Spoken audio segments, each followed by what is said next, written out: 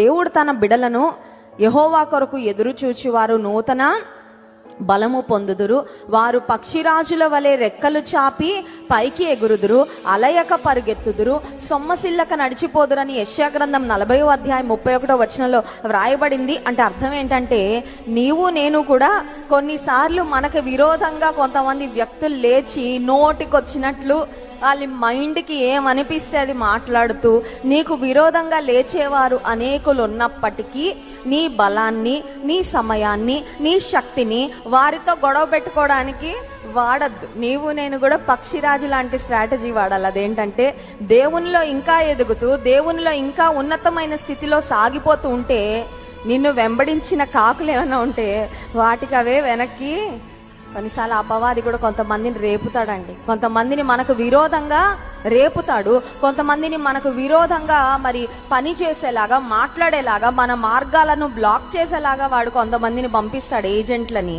అయినప్పటికీ దేవుని వైపు చూస్తూ విశ్వాసముతో మరి ముందుకు వెళ్తే దేవుడు విజయాన్ని ఖచ్చితంగా తన ప్రజలకు అనుగ్రహిస్తాడు. హల్లెలూయా. కనుక